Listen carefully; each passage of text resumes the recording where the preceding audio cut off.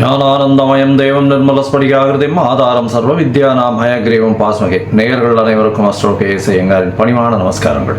குரு பெயர்ச்சி 11/5/2025 முதல் 26/5/2026 வரலாம். குரு பகவான் ரிஷபராசியில் மிருகசீரிஷம் 2ஆம் பாதத்திலிருந்து மிருகசீரிஷம் 3ஆம் பாதத்திற்கு 11/5/2026 அன்னைக்கு ஞாயிற்றுக்கிழமை சித்த யோகம் கொண்ட நாளில் சுவாதி நட்சத்திரம் இருக்கக்கூடிய சந்திரன் சுவாதி நட்சத்திரத்தில் இருக்கிற அன்னைக்கு மிருகசீரிஷம் 2லிருந்து மிருகசீரிஷம் 3ஆம் பாதத்திற்கு, அதாவது ரிஷப ராசியிலிருந்து மிதுன ராசிக்கு பெயர்ச்சியாளர். சரி, குரு பகவான் அப்படின்னு சொல்லும் பொழுது பார்த்தாலேயானால் குரு பார்க்க கோடி நன்மை அப்படின்னு சொல்லக்கூடியது.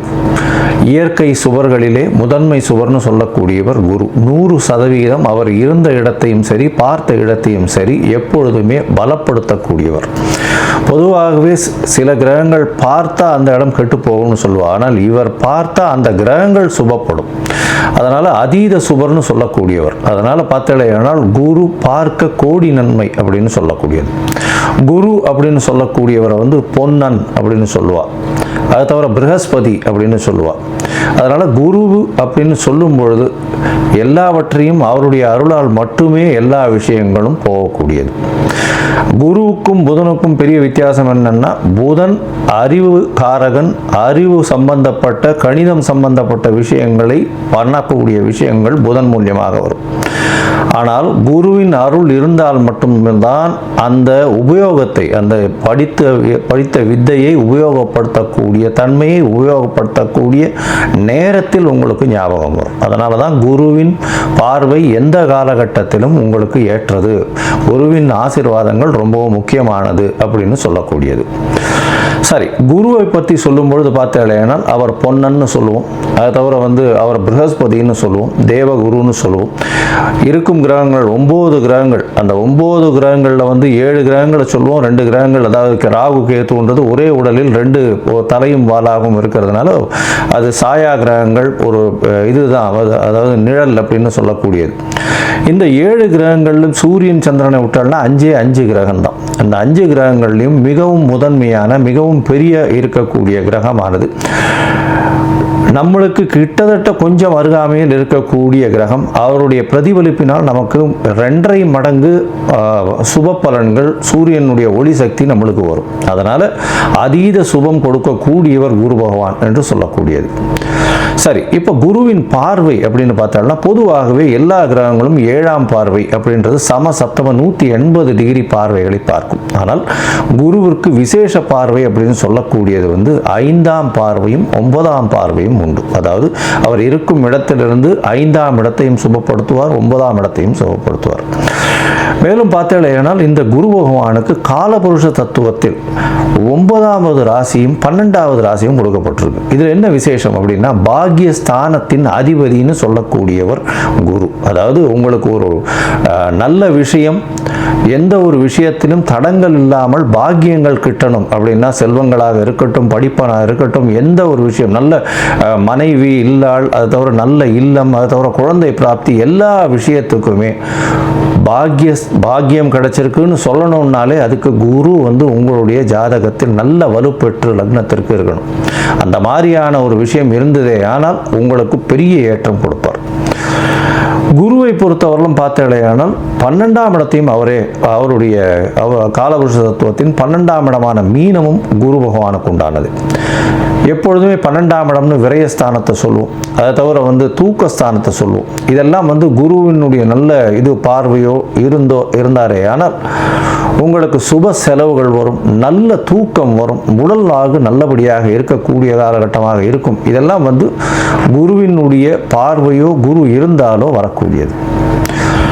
சரி, குரு பகவானை பொறுத்தவரையிலும் பார்த்தாலேயானால் அவருக்கு குரு அணி அப்படின்னு சொல்லக்கூடியது சூரியன், சந்திரன், செவ்வாய் மற்றும் குரு, இவர்கள் 4 பேர் ஒரு அணியாகவும், இவர்கள் அருள் அணி அப்படின்னு சொல்லக்கூடியதாகவும், பொருள் அணின்னு சொல்லக்கூடியவர் சுக்கிரனுடைய அணியாக, சுக்கிரன், புதன், சனி மற்றும் ராகு கேது இவர்கள் 5 பேரும் வந்து ஒரு அணியாகவும் இருக்கக்கூடியது. அதனால் குரு வந்து அதீத சுபத்துவர் 100% சுபத்துவர் குரு. அதற்கு அடுத்து சற்று கம்மியாக, அதாவது 80%, 75% சொல்லக்கூடிய அளவுக்கு சுக்கிரன் சிறந்தவர். அதே போல் பார்த்தாலேனால் அதீத சுபத்துவம் கொண்டவர் வந்து பௌர்ணமி சந்திரனும் தனித்த புதனும் சொல்லுவாள். மிச்சவா எல்லாருமே வந்து பாவர்கள்னு சொல்லக்கூடியது. சந்திரன் வந்து பௌர்ணமி சந்திரன், அதாவது வளர்பிறை சந்திரனோ பௌர்ணமி சந்திரனோ சுபராக கொள்ளக்கூடியது. அதுவும் வந்து அமாவாசையிலிருந்து வளர்பிறைன்னு பார்த்தோம்னா ஒரு 6 நாள் 7 நாளைக்கு பார்த்தோம்னா உங்களுக்கு வெளிச்சம் இருக்கிறதுக்கு வாய்ப்பு இல்லை. அதனால் அந்த காலகட்டத்தில் சந்திரனை எடுத்துக்க மாட்டான். சரி, இப்போ குருவை பற்றி பார்க்கும்பொழுது குருவினுடைய ஸ்தலங்கள் எல்லாருக்கும் தெரியும். குருவினுடைய காரகத்துவம்னு சொல்லக்கூடியது வந்து பணம் வரணும் அப்படின்னா குரு நல்லபடியாக இருக்கணும். குரு நல்ல இடத்துல இருந்து உங்களுடைய ராசியோ லக்னத்தையோ பார்த்தாரு ஏனால் 2வது ஸ்தானத்தை பார்த்து 11வது ஸ்தானத்தை பார்த்தாரு ஏனால் பணத்திற்கு பஞ்சம் இருக்காது. பொதுவாகவே குருவை நம்ம வந்து தனகாரகன் அப்படின்னு சொல்லுவோம். ஜோதிட சாஸ்திரத்தில் தனகாரகன். அதை தவிர குருவுக்கு வந்து பார்த்தாலேயானால் புத்திர காரகன். இந்த ரெண்டும் வந்து காரகத்துவத்திலேயே வரும். அதனால் ஒரு ஜாதகத்தில் குருவினுடைய வலுத்தன்மை, உங்களுக்கு அடுத்த சந்ததியினர் நல்லபடியாக இருக்கணும் அப்படின்னா குரு நல்ல வலுத்து இருந்து குருவினுடைய ஆசீர்வாதங்கள் நிச்சயமாக இருக்கணும். அதனால் காரகத்துவம்னு பார்க்கும்பொழுது புத்திர காரகத்தை சொல்லுவாள். 5ஆம் இடம், 5ஆம் இடத்தின் அதிபதி மற்றும் குரு, இவர்கள் 3 பேரும் வந்து ஒரு ஜாதகத்தில் நல்லபடியில் இருந்தால் அந்த ஜாதகனுக்கு அதாவது புத்திர பிராப்தி இருக்கும், சந்தானம் விருத்தி அடையக்கூடிய வாய்ப்புகள் நிச்சயமாக உண்டு அப்படின்றது தான் ஜோதிட சாஸ்திரம் சொல்றது. அதே மாதிரி தன காரகன்னு சொல்லக்கூடியவரும் குரு. அதனால இந்த 2த்துக்குமே காரகத்துவம் வருது. அதனால மிச்சப்படி நல்ல விஷயங்கள் நிறைய பண்ணாலும் இந்த 2 விஷயத்தில் ரொம்பவும் முக்கியமாக இருப்பார். இதை தவிர பார்த்தாலேயானால் குருவுக்கு உண்டான மரம்னு சொல்லக்கூடியது அரச மரம். அரச மரத்தை குருவுக்கு உண்டான மரம். ஏன்னா அரச மரத்தில் பார்த்தாங்கன்னா ஒரு பகுதி வந்து விஷ்ணுவும் ஒரு பகுதி வந்து சிவனாகவும் சொல்கிறா, வேறு பகுதி வந்து பிரம்மாவாகவும் சொல்கிறா. அதனால் அரச மரத்தின் முழுவுமே மும்மூர்த்திகள் இருக்கிறதாகவும் அது குருவினுடைய ஆளுமையில் இருக்கிறதாகவும் சொல்லக்கூடியது. எல்லோருக்குமே சுவராக இருக்கக்கூடியவர் குரு. அதுதான் ரொம்ப பெரிய விசேஷம். யாருக்குமே தீங்கு செய்ய மாட்டார். ஒரு நல்லது பண்ணுவார், இல்லைன்னா பண்ணாமல் இருப்பார். தீங்குன்றது பண்ண மாட்டார். மேலும் பார்த்தீங்களேனால் குருவுக்கு உண்டான மலர்ன்றது சொல்லக்கூடியது முல்லை மலரை சொல்கிறார். அதை தவிர குருவுக்கு உண்டானது சந்தன மரத்தை சொல்லுவான். இதை தவிர பார்த்தீங்களேனால் இந்த சந்தன மரம் தானம் கொடுக்குறது, அதாவது கொண்ட கடலை, மஞ்சள் நிறம், இந்த மாதிரியான விஷயங்கள் குருவுக்கு சொல்கிறான். இது எதுக்கு சொல்கிறேன் அப்படின்னா, ஒருவருக்கு குரு அந்த அளவுக்கு சரியில்லை, இந்த குரு பெயர்ச்சி கொஞ்சம் பிரச்சனைகள் இருக்குது, அதனால் அவளுக்கு வந்து பிரச்சனைகள் வந்து அதிகமாக போகக்கூடிய வாய்ப்பு இருக்குது. அதாவது தனம் வருமானத்திலும் சரி, அதை தவிர வந்து அவளுக்கு உண்டான புத்திர பாக்கியங்களும் சரி, இல்லை புத்திரர்களால் பிரச்சனைகளாக இருந்தாலும் சரி, இல்லை கடன் ஏறக்கூடிய வாய்ப்புகளாக இருந்தாலும் சரி, கடல் கழுத்தை நெருக்கக்கூடிய வாய்ப்புகளாலும் சரி, இந்த மாதிரியான எளிய பரிகாரங்களை செய்கிறது ரொம்பவும் நல்லது. அதாவது என்ன அப்படின்னா, முதல்ல வந்து குரு காயத்ரின்னு சொல்லக்கூடிய ஓம் ரிஷபத்வஜாய வித்மகே கிருணிஹஸ்தாய தீமகி தன்னோ குரு பிரச்சோதயாத்து அப்படின்ற இந்த குரு காயத்ரி மந்திரத்தை ஒரு நாளைக்கு 3 தரமாவது இந்த குரு அடுத்த பெயர்ச்சி ஆறவர்களும் சொல்கிறது ரொம்பவும் நல்லது. அது தவிர குரு பகவானுக்கு உண்டான எளிய பரிகாரம்னு சொல்லக்கூடியது இந்த கொண்டக்கடலை வெள்ளை கலர் கொண்டக்கடலையை வந்து சுண்டல் பண்ணி இது பண்ணுறது. அது தவிர முல்லைப்பூ சாத்துறது குரு பகவானுக்கு, இல்லை தட்சிணாமூர்த்திக்கு. அது தவிர வந்து மஞ்சள் கலர் வஸ்திரம் தானமாக கொடுக்கறது. படிக்கக்கூடிய இடங்கள், அதில் வந்து அதாவது பாடசாலைகள், இதுக்கெல்லாம் வந்து படிக்கிறதுக்குன்னு உங்களால் முடிஞ்ச விஷயத்தை தானமாக கொடுக்கறது.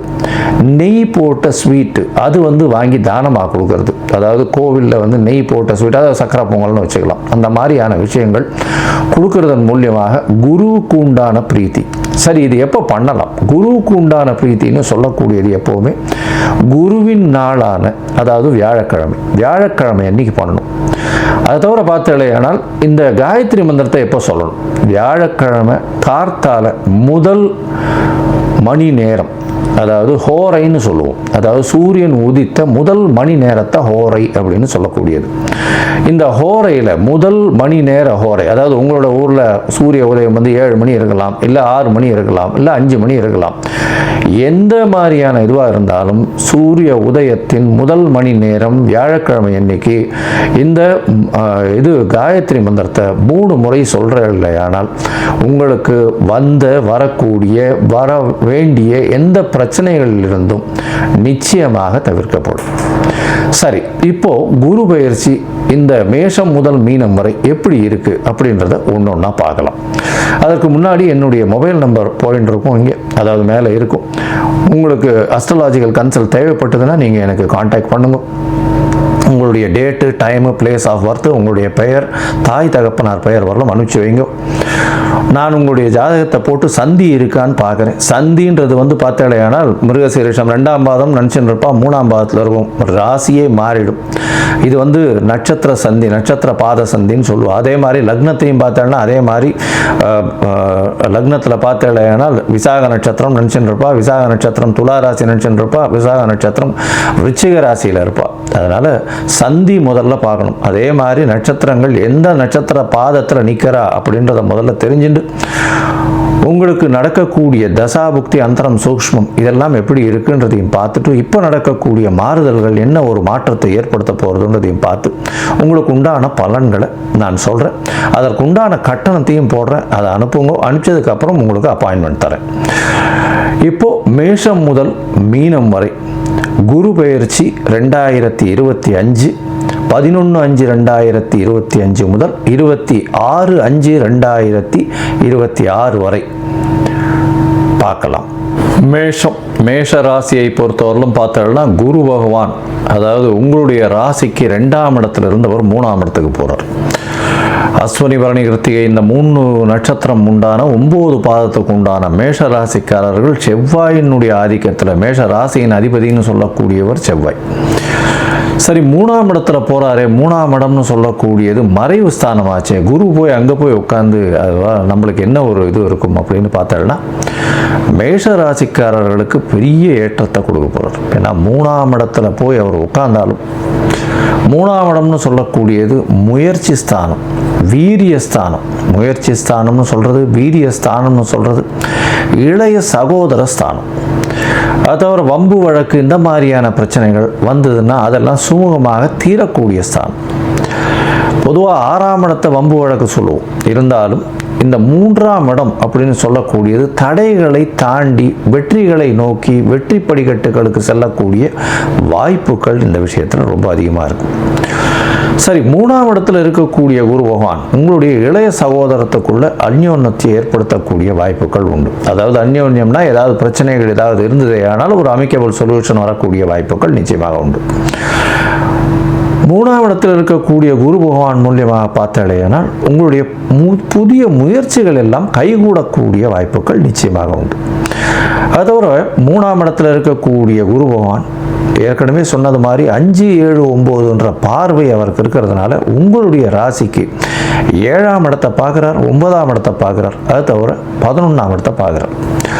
சரி, 7ஆம் இடத்தின் மூலியமாக என்ன பெரிய விசேஷம் அப்படின்னா குரு பார்த்தால் குரு பலம் வந்துருத்து அப்படின்னு சொல்லக்கூடியது. திருமணத்திற்கு பார்த்து கொண்டு இருக்கக்கூடிய இளைஞர்களுக்கு கண்டிப்பாக திருமணம் கைகூடக்கூடிய காலகட்டம். ஏன்னா சப்தமஸ்தானம் அப்படின்னு சொல்லக்கூடியது வந்து திருமணத்தை சொல்லக்கூடிய ஸ்தானம். அதை வந்து குரு நோக்கினாலே போரும், நிச்சயமாக திருமண பாக்கியம் ஏற்படக்கூடிய வாய்ப்புகள் மிகவும் அதிகம். சரி, 7ஆம் இடம் அப்படின்னு சொல்லக்கூடியது உங்களுடைய நண்பர்கள், உங்களுடைய எதிர்பாலினத்தவர், அதாவது ஆணாக இருந்தால் பெண்ணையும் பெண்ணாக இருந்தால் ஆணையும் குறிக்கக்கூடியது. அது தவிர பார்த்தேனால் உங்களுடைய பார்ட்னர்ஷிப் கன்சர்ன், அதாவது இந்த பார்ட்னர்ஷிப் வியாபாரம் பண்ணுற கூட்டு தொழில் செய்பவர்கள் இவர்களுக்கெல்லாம் வந்து பெரிய ஏற்றத்தை கொடுக்கக்கூடிய காலகட்டம் குரு பகவானே 7ஆம் இடத்தை பார்க்கறதுனால. அதோடு பார்த்தேனால் உங்களுடைய புகழ் ஏறக்கூடிய வாய்ப்பு. ஏன்னா 7ஆம் இடம் வந்து அழியா புகழை கொடுக்கும். 3ஆம் இடமும் சரி, 3ஆம் இடம்லேருந்து 5ஆம் பார்வையாக 7ஆம் இடமும் சரி அழியா புகழை கொடுக்கக்கூடிய காலகட்டம். அதனால் உங்களுடைய முயற்சிகள் ஏதாவது இருந்ததே ஆனால் நீங்கள் பண்ணீர்களே ஆனால் அந்த முயற்சிகள் மூலியமாக நிச்சயமான வெற்றி வாகை சூடி ஒரு அழியா புகழ் கிடைக்கக்கூடிய காலகட்டமாக அமைப்போகிறது. சரி, இப்போ உங்களுடைய ராசிக்கு 9ஆம் இடத்தை பார்க்குறார் குரு பகவான். அவருடைய இடத்தையே பார்க்குறார், அவருடைய வீடான தனுசு 9ஆம் இடத்தையே பார்க்குறார். இதன் மூலியமாக பார்த்தேனால் பாக்கியங்கள் அதிகமாக இருக்கும். என்ன சார் பாக்கியம்ன்றீங்க, என்ன பாக்கியம் இது அப்படின்னா, எந்த ஒரு விஷயத்திலும் தடங்கள் இல்லாமல் நீங்கள் நினைக்கக்கூடிய காரியங்கள் நடந்தது, அந்தந்த வயசுக்கு உண்டான விஷயங்கள் உங்களுக்கு வந்ததுனாலே அது பாக்கியம். அப்படி பார்த்தாலேயானால் இந்த குரு பகவான் இருக்கக்கூடிய காலகட்டத்தில் நீங்கள் நினைக்கக்கூடிய காரியம் நிச்சயமாக நிறைவேறும். அதுவும் உங்களுடைய வயதுக்கு ஏற்ற மாதிரி நினைக்கக்கூடிய காரியங்கள் கண்டிப்பாக நினைக்கக்கூடிய வாய்ப்புகள் உண்டு. அதனால் இப்போ வெளிநாடு போய் படிக்கணும்னு நினைக்கிறா பாக்கியம் அப்படின்னு சொல்லக்கூடிய 9ஆம் இடத்துல குரு பார்க்கறதுனால கண்டிப்பாக வெளிநாடு போய் மேல் படிப்பு படிக்கக்கூடிய வாய்ப்புகள் நிச்சயமாக உண்டு இந்த மேஷராசி குழந்தைங்களுக்கு. அதை தவிர பார்த்தாலேயானால் 9ஆம் இடத்தை குரு பார்க்கறதுனால தந்தையின் உடல்நிலையில் நல்ல ஒரு ஏற்றம் இருக்கக்கூடிய காலகட்டமாக அமையும். அதை தவிர தந்தையின் மூலியமாக சொத்துக்கள் வரக்கூடிய வாய்ப்புகள் நிச்சயமாக உண்டு. உங்களுடைய ராசிக்கு 11ஆம் இடத்தையும் குரு பார்க்குறார். 11ஆம் இடம் அப்படின்னு சொல்லக்கூடியது மூத்த சகோதர ஸ்தானத்தை சொல்லுவோம், லாபத்தை சொல்லுவோம். அதனால் பார்த்தீங்கன்னா 2வது திருமணத்தை பற்றி சொல்லுவோம். 2வது திருமணம், அதாவது கணவனோ மனைவி ஆணோ பெண்ணோ தனித்து விடப்பட்டு இருக்கும்போது 2வது திருமணத்துக்கு பார்த்து கொண்டிருந்தால் கண்டிப்பாக 2வது திருமணம் நடக்கக்கூடிய வாய்ப்புகள் நிச்சயமாக உண்டு. அதனால் 11ஆம் இடத்தை குரு பார்க்கறதுனால 2வது திருமண பாக்கியம் உண்டு. தொழிலில் அதீதமான லாபம் கிடைக்கும். லாபஸ்தானம்ன்றதும் அதுவும் குருவே பார்க்குறார், தனகாரகன்னு ஏற்கனவே சொல்லியிருக்கேன், அவரே பார்க்குறார். இதை தவிர பார்த்தாலேயானால் 11ஆம் இடத்துல சனியும் ராகுவும் வேற இருக்கார். சனி பகவான் கும்பத்திலே இருக்கார். வாக்கிய பஞ்சாங்க பிரகாரம் 2026 தான் மாறுறார். அதுதான் கோவில்கள்லையும் ஃபாலோ பண்ணிட்டு இருக்கா. அதனால் பார்த்தாலேயானால் குருவின் பார்வை சனியை ரொம்பவும் ஏற்ற கொடுக்கக்கூடிய வாய்ப்பு. அதனால் அரசியல் இந்த மாதிரியான விஷயங்கள்ல இருக்கிறவா, மருத்துவம் பணியில் இருக்கிறவங்க, அதை தவிர ரியல் எஸ்டேட் இந்த மாதிரியான வியாபாரத்தில் இருக்கிறவங்க, அதை தவிர பார்த்தாலேயானால் இந்த நெருப்பு சம்பந்தப்பட்ட தொழில், இரும்பு சம்பந்தப்பட்ட தொழில், அதை தவிர கன்ஸ்ட்ரக்ஷன் இந்த மாதிரியான விஷயங்கள், அதை தவிர சமையல் கலை வல்லுநர்கள், ரத்தம் சம்பந்தப்பட்ட தொழில், இதிலெல்லாம் பார்த்தோம்னா நல்ல ஒரு ஏற்றம் கிடைக்கக்கூடிய காலகட்டமாக அமைய போகிறது. நிறைய ஒரு மாற்றங்கள் கிடைக்கும். அதுவும் வியாபாரத்தில் பெரிய ஏற்றம் கிடைக்கக்கூடிய பாக்கியம் நிச்சயமாக இருக்கும். எந்த ஒரு விஷயத்தை தொடும்போதும் உங்களுக்கு பணம் வரக்கூடிய வாய்ப்புகள் நிச்சயமாக உண்டு. சரி, மொத்தத்தில் பார்த்தாலேயானால் மேஷ ராசிக்காரர்களுக்கு பெரிய ஏற்றம் கிடைக்கும். 3ஆம் இடத்தில் இருக்கக்கூடிய குரு உங்களுக்கு எல்லா முயற்சிகளிலும் வெற்றி தருவார். இளைய சகோதரர்கள் மூலியமாக எல்லா விதமான விஷயங்களிலும் வெற்றி கிடைக்கக்கூடிய வாய்ப்பு. திருமணம் கைகூடக்கூடிய வாய்ப்புகள் நிச்சயமாக உண்டு. கூட்டு தொழிலில் வெற்றி பெறக்கூடிய பாக்கியம் நிச்சயமாக இருக்கும். நண்பர்கள் மூலியமாகவும் எதிர்பாலினத்தவர் மூலியமாகவும் நல்ல ஒரு பெரிய வெற்றி செய்தி கிடைக்கக்கூடிய வாய்ப்புகள் நிச்சயமாக உண்டு. பாக்கியஸ்தானத்தையும் குரு பார்க்கறதுனால வெளிநாடு சென்று படிக்கக்கூடிய பாக்கியம், மேல் படிப்புக்காக வெளிநாடு போகக்கூடிய பாக்கியம், தந்தையின் உடல்நிலையில் நல்ல ஒரு ஏற்றம் இருக்கக்கூடிய காலகட்டம்.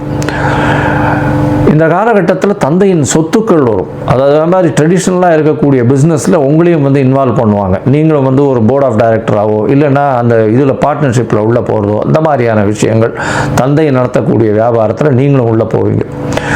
இது ஒரு பெரிய ஏற்றத்தை கொடுக்கும். அது தவிர பார்த்தாலேயானால் 11ஆம் இடத்தை குரு பார்க்கறதுனால கண்டிப்பாக 2வது திருமணத்திற்கு பார்த்து கொண்டிருப்பவர்களுக்கு 2வது திருமணம் ஆகக்கூடிய வாய்ப்புகள் உண்டு.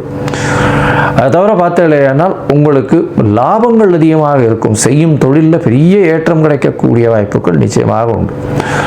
பண வரவிற்கு பஞ்சம் இருக்காது. எடுத்த காரியங்கள் எல்லாமே வெற்றி பெறக்கூடிய வாய்ப்புகள் இருக்கும். இந்த வருஷத்தில் பார்த்தாலேயானால், அதாவது இந்த காலகட்டமான குரு பெயர்ச்சியான 11/5 26/5/2026 வரலும் உண்டான ஒரு வருஷத்தில் ஒரு முறையாவது நீங்கள் வந்து திருச்செந்தூர் போயிட்டு வாங்க. திருச்செந்தூர் போயிட்டு வந்தாலே ஆனால் அங்கே முருகப்பெருமானை தரிசனம் பண்ணிட்டு வந்தீங்களே ஆனால் உங்களுக்கு எல்லா விதமான ஏற்றங்களும் மாற்றங்களும் நிச்சயமாக நடக்கும். மஞ்சள் வஸ்திரம் தானம் கொடுங்க. அதை தவிர கொண்ட கடலை வந்து சுண்டல் பண்ணி கொடுங்க. அதை தவிர வந்து பாடசாலையில் இருக்கக்கூடிய படித்த புரோகிதர்களுக்கு உங்களால் முடிஞ்ச வேஷ்டி, அதாவது வஸ்திரங்கள் தானம் கொடுங்க. மொத்தத்தில் இந்த மேஷராசிக்காரர்களுக்கு 95 விழுக்காடு இந்த குரு பெயர்ச்சியின் மூலியமாக பெரிய ஏற்றமும் மாற்றமும் உங்கள் வாழ்வில் நிச்சயமாக வரும்.